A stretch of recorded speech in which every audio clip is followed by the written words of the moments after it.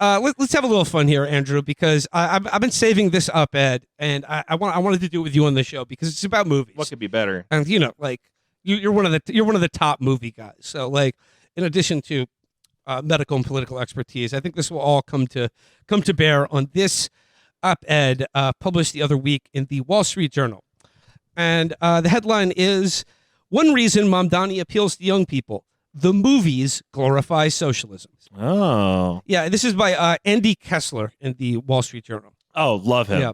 So he writes, like a bad movie, the Zoran Mamdani mania continues. No, stop. Like a bad movie, it continues? You mean like any event, it continues? Yeah. What the fuck does that mean? It's not like a good movie where it doesn't continue. Like a bad movie, stuff's happening. Yeah. This is off to a great start. This guy is awesome. Like a bad movie, the Zoran Mamdani mania continues. Youth turnout in the New York mayoral primary was up big, and polling shows that 4 out of 5 of them voted for the Democratic Socialist, as did nearly half of women. None, it appears, have ever cracked the history book. Well, yeah, because history books don't continue; they end. It says, a Cato Institute YouGov poll shows that almost 2/3 of Americans under 30 have a favorable view of socialism. As Ryan Reynolds' character in the 2004 Howard and Kumar Go to White Castle asks, but why? I love that the first paragraph of this op-ed about movies.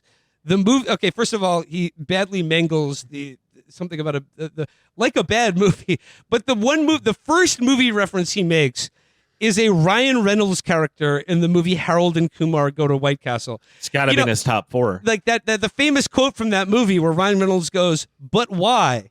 Oh, because it's a GIF. That's a meme GIF. That's why. Right. That's why he's so cool. Now Andy Kessler doesn't mention this, but there's an interesting sort of factoid here related to this first paragraph. I recently found out that Cal Penn's casting in one of Zoran Mamdani's movies, Zoran Mamdani's mother's movies, Mira Nair, he was cast in a movie called I think it's called The Passage. He was cast because Zoran saw him in Harold and Kumar Go to White Castle and said, "Mom, you gotta see a screen test from this guy." So, see, even pleasant movies like Harold and Kumar Go to White Castle are not free of the stain of socialism. So, Andy Kessler continues here. He says, one answer is that socialism is glorified in movies. Look no further than this summer's Jurassic World Rebirth. Pharmaceutical exec. What? Yeah.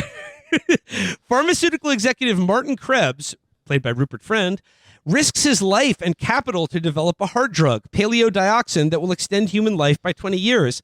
And he's the bad guy. A paleontologist worried about high drug prices says, science is for all of us, not some of us. Wait, where have I heard that? Oh yeah, here's socialist Bernie Sanders last year. We need an economy that works for all of us, not just the billionaire class. In the end, Zora Bennett, Scarlett Johansson declares, we'll give it to everyone. She could be mayor. So, like, okay, first of all, Andrew, have you seen Jurassic World Rebirth? Fuck no. Yeah, it's terrible. It's that's why I didn't see it. It makes the Chris Pratt Jurassic Park movies look like the original Jurassic Park by comparison. Okay, but I didn't know Rupert Friend was in that. Shout out to Rupert Friend, great as Vasily Stalin in The Death of Stalin, one of the best parts. So, no shade to him, but I didn't watch that movie. It was a bad movie. I mean, no shade to anyone involved in it, but like, okay, so yeah, his character, like, the plot of the movie is that they need to go to one of the dinosaur islands, and it's really funny. They have to get a blood sample, like a live blood sample from the 3 biggest dinosaur species. Oh, so it's a video game quest. yeah, literally. And once they get all 3 of the blood samples, then they can create a miracle drug that will help with heart disease and extend human life by 20 years. Now, dude, that's awesome. Having cardiac drugs from dinosaurs is really cool. Movies fucking suck. In the movie, it is explained because their hearts are so large. Wait a second. I'm not even getting the best part of this. It's not just I'm incorrect here. It's not the world's 3 largest dinosaurs. It's the world's 3 largest dinosaurs in the field of air, sea, and land. Oh. So they got to get the biggest water dinosaur, the biggest air dinosaur, the biggest flying dinosaur, and the Makes biggest sense. land dinosaur because they're It's a video game. because their hearts are so big, and then they can get the miracle heart drug from this. Now, in this movie, Rupert Friend is not the villain. Hearts don't make blood. Well, they pump it, and like True. a dinosaur. Hey, look, a creature that big, whose heart is the size of like a Ford Focus. Obviously, they know about heart health, because like think how hard it has to work NBA. to move blood around. But I will say, having seen Jurassic World Rebirth, I can tell you the pharmaceutical executive Martin Krebs is not really so much the villain that he wants to create a miracle drug that will extend human life by 20 years. He's more so a villain because he's willing to let one of the kids in the movie die to cover up the fact that they're stealing illegal dinosaur blood. And also, yes, he is kind of the bad guy because they do want to charge as much money as possible for it. And like, I just love in this paragraph, it's like the idea that the hero of the movie would be like, rather than let this miracle drug that will extend human life by 20 years for all people like be owned by a pharmaceutical company, why don't we just like public domain the patent for it so that everyone can live another 20 years? Like, why? That's bad. She should have been the villain of the movie. Bad. Yeah. It's bad. Well, you got to make money off of it. Yeah. You can't be giving it to everyone. I would love if, like, in the ICU, I'm like telling the patient, so normally for your atrial fibrillation, we use diltiazem, but now we have something called dinotiazem, and it's stronger and it's better than anything we've ever seen before. You got dino blood in that. God, what a fucking awesome premise. Who the fuck wrote that? I gotta look this up. Okay. Well, no, yeah. Well, actually, I'll get into this second here, but like, I will give you the bio on this guy in a second because it is interesting. But he has a few more examples, and you know what? Like, I'm going to give Andy Kessler the benefit of the doubt here because, like, why was Richard Attenborough the villain in Jurassic Park? Why was he made out as the villain? He spared no expense. He just wanted to have a fucking tourist attraction where people could see dinosaurs. Is that so wrong? I suppose he wanted to make money off of it. Oh, let's crucify him just because a few people died because of his dino park. I don't think we should throw out the entire concept of cloning dinosaurs and stealing their blood to make heart medicine, okay? I think that's one of the good things that capitalism it can do. So he continues with a few more film examples. He says, watch or don't this summer's Superman retread, which features Lex Luthor, again, as a corrupt billionaire. Hollywood knows no other kind, threatening truth, justice, and the American way. And he looks like Jeff Bezos. And it's like, well, what do you want? Like, canonically, Lex Luthor is a rich guy who's a villain who's bald. Like, would you just prefer? He's a rich businessman. Like that's the character. That's his whole like, thing. yeah, he's been around since Jeff Bezos was born, I think. And it says, he goes, but they're just movies, right? Sadly, no. In 2018, author Yuval, no, they're not just movies. No, sadly, no. In 2018, author Yuval Noah Harari explained to actress Natalie Portman about entertainment in Hollywood. It provides the kind of scaffolding for people to make sense of their individual lives and of their collective lives. With few exceptions, Hollywood is dripping with resentment against capitalism and freedom, especially this year. The dreadful Mountainhead has billionaires writing their net worths on their chests. 28 years later, the latest sequel to 28 Days Later involves the aftermath of the rage virus's escape from a bioweapons lab. The materialists portray anyone successful as shallow as a puddle. Anti-maskers in Eddington are the bad guys. Mission Impossible: The Final Reckoning battles a truth-eating parasitic AI.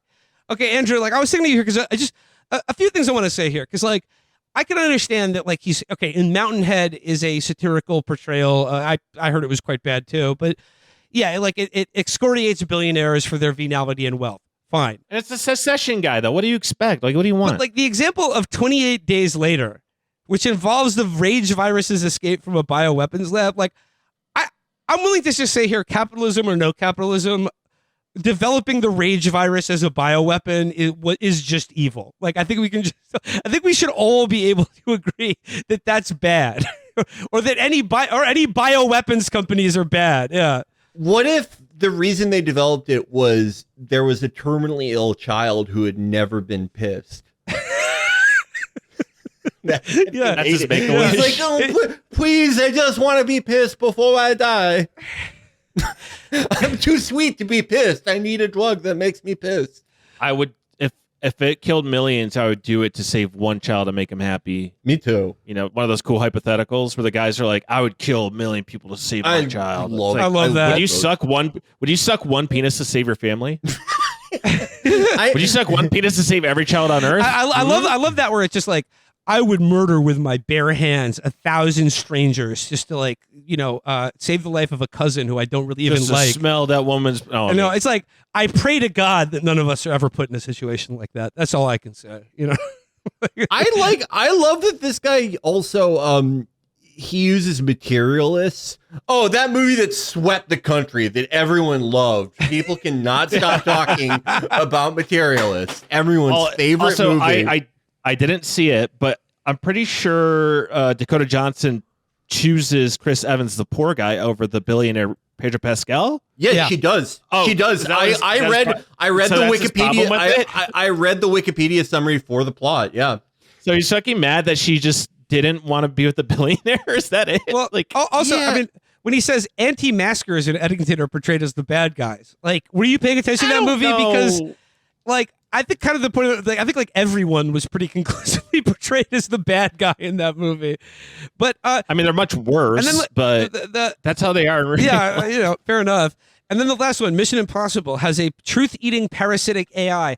I think his problem here is that he doesn't really grasp the fact that like movies have to have a conflict to be entertaining. So like, would he prefer a Mission Impossible movie about an AI that's good and does what it's supposed to do? They should make a Mission Impossible about working out. They have movies for guys like this where, you either have like that Thomas Kincaid movie, The Christmas Cottage, a movie with no conflict, where it's just like, it's about a wonderful boy who becomes an even better painter.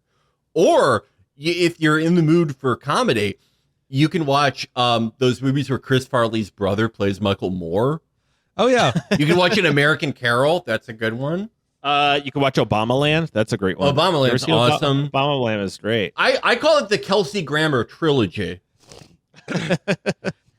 Kessler, and like, okay, I just want to go back to the what he says about 28 Days Later, that it's like, oh, there's Hollywood, liberal, loony Hollywood, once again portraying bioweapons manufacturers as the bad guys.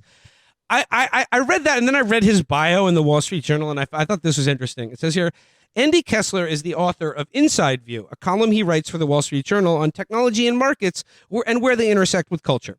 He won the 2019 Gerald Loeb Award for commentary. He is the author of several books, including Wall Street Meat and Eat People.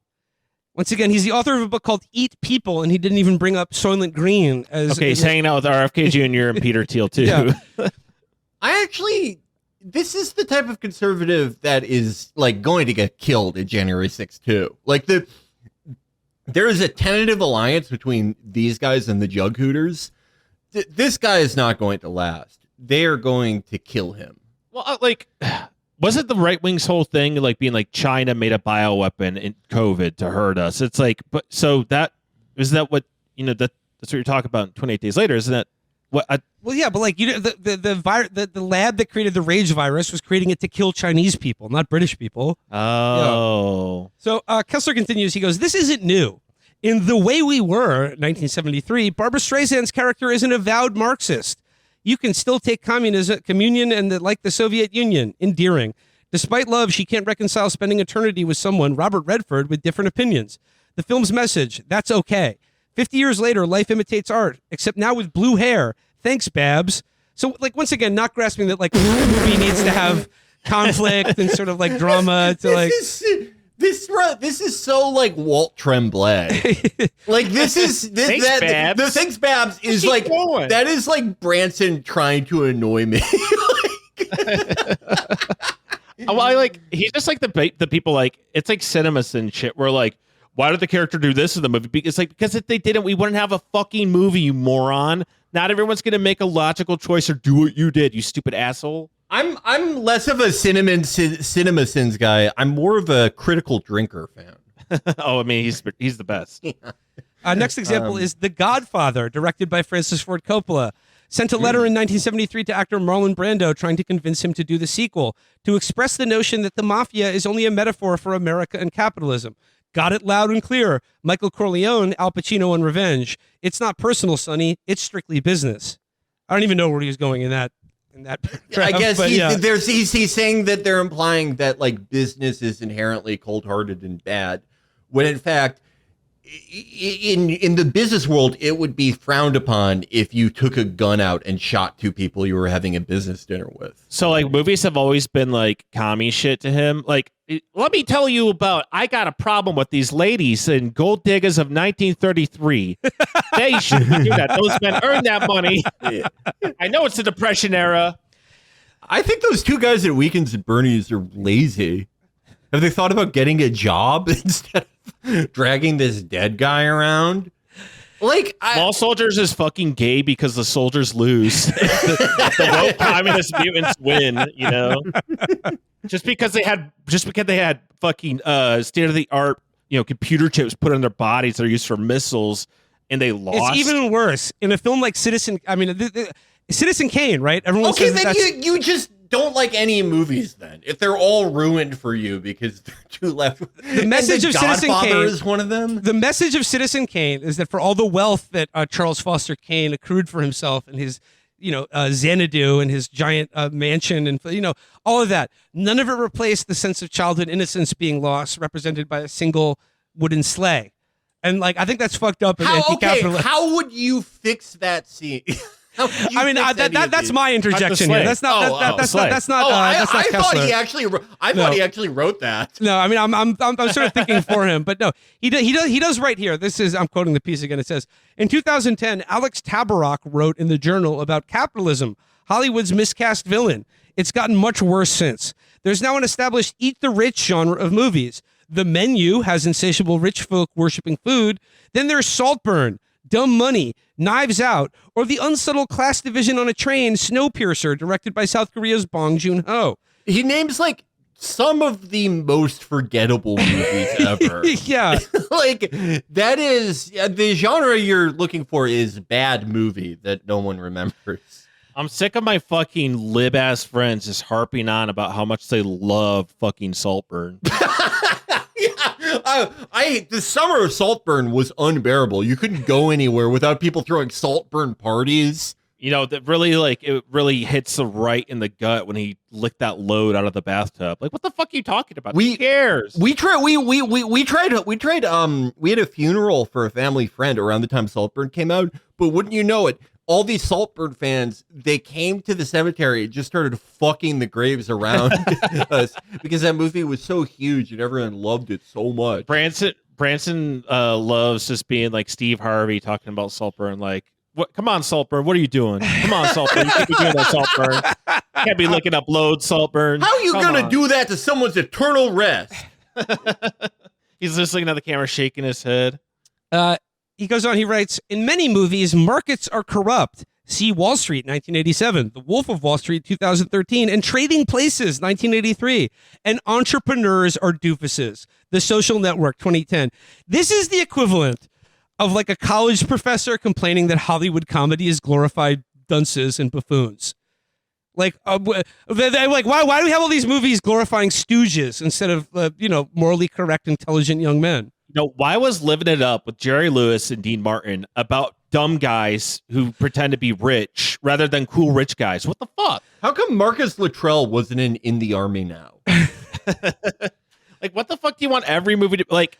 Does this guy watch like Platoon and be like, oh, this isn't cool enough? Like, what is his problem with everything? Well, he doesn't like conflict. He just wants cool rich guys to do cool stuff. Well, I mean, he does at the end here. He does list a few of the movies that he thinks are politically correct. He says the rare pro-business movie that comes to mind is about a group of private sector entrepreneurs who flaunt their credentials to hold off pushy government regulators and save their own. Yes, I'm calling Ghostbusters. Fucking What's next? Is Die Hard a Christmas movie? You fucking hack. And then he also adds The Founder about Ray Kroc, Joy about a family business dynasty, and The Pursuit of Happiness about a homeless entrepreneur. There aren't many others. I love that the one film that he thinks glorifies capitalism is about a homeless man. I can think of one. Scarface. No. Baby's Day Out with Joe Mantegna and Joey Pants. Yes. You know, not Laura, sorry, Donna from Twin Peaks is the mom. She's a rich woman with a baby, and the baby's kidnapped by low-life scumbag criminals, immigrants, probably. And then the baby outsmarts him because he's smart, because he's a rich kid. And then in the end, he returns to his loving rich parents in their mansion. That's a very pro-capitalist. You know what? Home Alone is another movie like that because it's about the child of suburban wealth basically getting revenge on our like disgusting criminal underclass. I mean... And the sequel had Donald Trump in it. Oh, basically, yeah, I think he likes movies for children, like Ghostbusters, Home Alone, and Baby's Day Out. My favorite movie is Blank Check. Yeah. I love that movie. Yeah. That kid gets so much cool shit, dude. I have seen that. I loved Blank Check. When I was a kid. That stupid Ghostbusters opinion so many times. Dude, Ghostbusters is the movie that fucking Gen X just can't let go. Those motherfuckers have 4 movies they like. Ghostbusters, Back to the Future, The Goonies, and Jaws. And that's the only shit they watch. Blues Brothers. Oh yeah, Blues Brothers is the and they all think those are the best movies ever made. I tried watching the Blues Brothers when I was like 9 because like adults thought it was funny, and it made me so mad. I think it sent me down a path of evil because it put me in such a bad mood. If you're born at a certain time if you're born in the 90s, late 80s, you should have been watching Dumb and Dumber and Happy Gilmore, etc. Blues Brothers compared to Ghostbusters compared to those suck. I'm sorry. Get over it. Blues Brothers, I think that like you should like it. You're from Chicago. Gen X people are like less evolved than people who came after. It's the lead, dude. Or before. Yeah.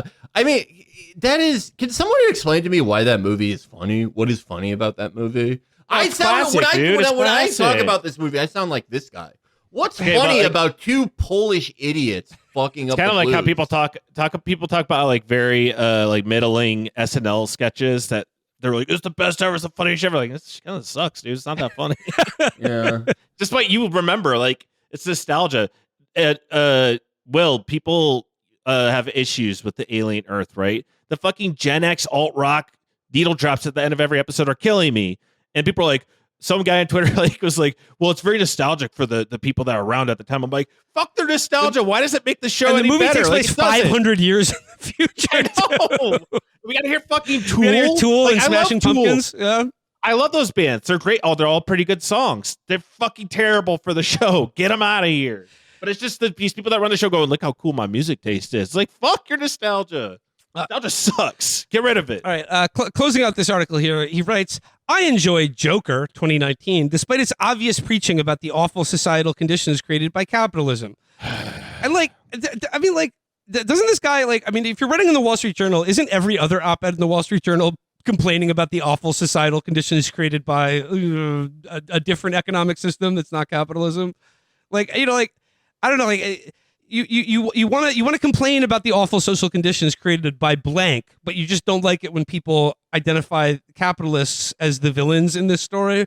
Continuing, he goes, I'll even admit to liking most of these films, but when I inevitably spot Hollywood's capitalism bad, socialism good message, I impulsively laugh out loud. Try it. Awkward, sure. What's the other form of laughing out loud? Like you planned it ahead of time? Calculated attempt. I've planned this laugh weeks in advance. A great movie that doesn't do that, that's about Hollywood, actually, where the good guy wins in the end is the player. Oh, yeah, absolutely. Altman's the player. Yeah. He gets away with it all. It's great. That's a great ending. He goes, I'll help build my own scaffolding. Thank you. Karl Marx isn't a superhero. We just want to be entertained, not lectured to. Stop the capitalism is kaput charade and convincing young voters that socialism is good for anything beyond ruining whatever it touches. Maybe it's time for an Escape from New York 1981 remake. What does that have to do? What the fuck? Does he think John Carpenter is pro-capitalism? The movie that portrays a future fascist state that imprisons all dissidents in the island of Manhattan. So he thinks Sauron's going to make Escape from New York where he traps everyone in New York? You can't leave, bitch. I can't, in some ways I find this type of conservative charming because there's so few of them left. But it really is just pack it up, Grandpa. Your time is over. We have to, we're going to replace you with one of those groypers who's like, I watched Saving Silverman last night and it's actually kind of based. They took it from us. I wish you didn't have to save a Jew, though.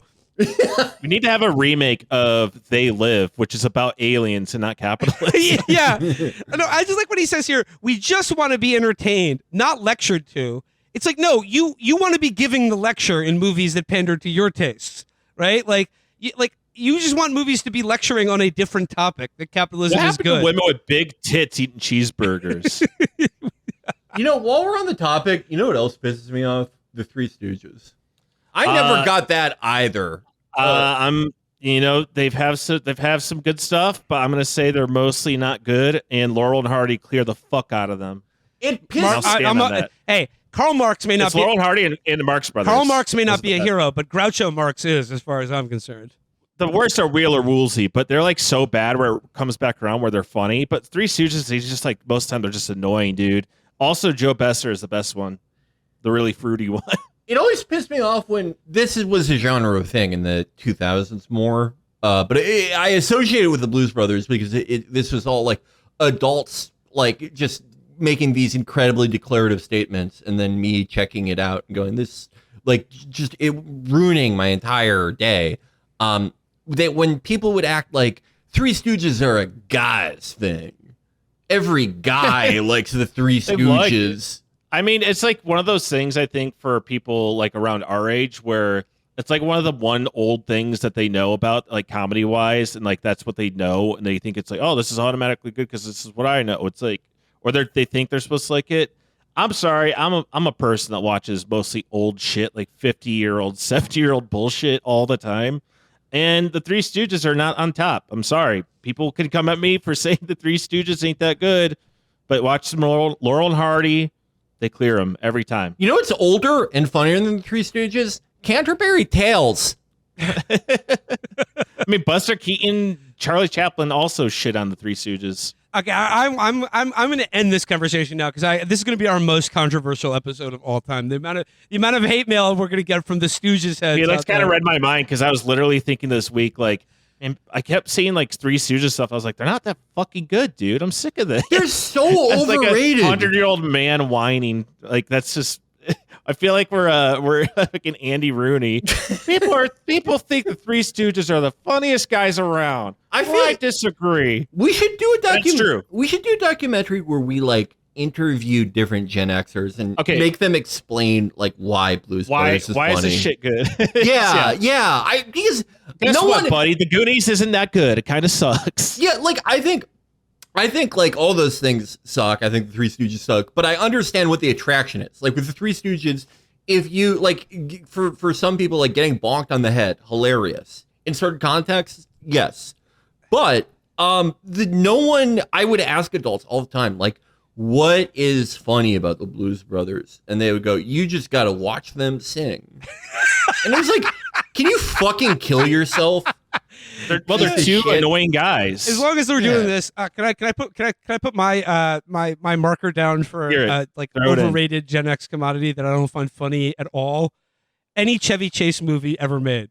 Ooh, you might get some for that. Fletch, Caddyshack, all that shit is garbage.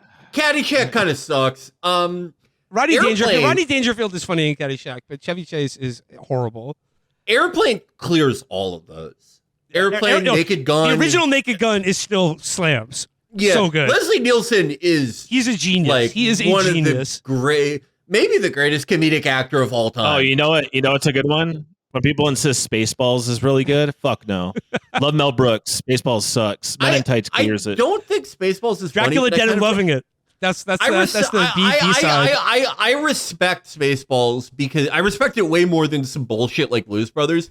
Because at least it's all bits. Right, Blues Brothers is like a shitty form of like Gen X proto-irony that just isn't funny at all. It makes me think of Steve Albini for some reason. But he was like the third Blues brother. Spaceballs is like, there's something so charming to me about like a 180-year-old Jewish guy being like, what if his name is Daft Pizza? It's so fucking dumb that it makes me laugh.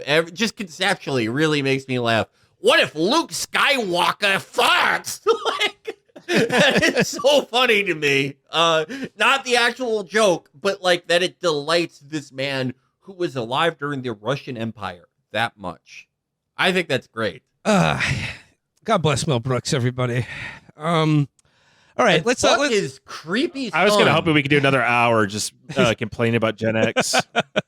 We'll have to save that for another episode. While we're on Mel Brooks, his son is a real piece of shit who I'm sending to prison. Do you know, there's so much Israel stuff in World War Z, which already sucks. Oh yeah, is there really? Oh yeah, yeah. Israel in World War Z. Israel is the only country that isn't ravaged by the zombie virus because, like, in the book, my God, like in the movie and the book, it's like the Mossad are the only ones smart enough to see what's coming and close all their borders. And they're like, good thing we have these walls already built. What do? They do their fucking stupid Krav Maga grabs on, or like swatting their arms like they're doing fucking rave dances to like fight zombies. Like, what the fuck? It's like if you're Mel Brooks' son, you should be like, I'm making a parody of Tenet with they're all made out of pepperoni. Their penises are on their butts. Yeah. It's called Flement, and it's about a guy who coughs too much. Yeah, like following your father's footsteps. It's called The Dark Knight, and it's about me stubbing my toe. Yeah, one of the coolest. That's what you should. If you were like that, I would love you. But instead, you're doing this bullshit. You know, his name's the Croaker, and he's half frog.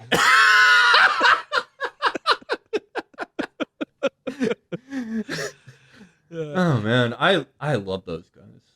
It really sucks they're all dead now. I think I don't feel that with dogs in movies, but when I see like a 195-year-old Jewish guy in a movie, I'm like, it sucks that he died during the first Bush administration.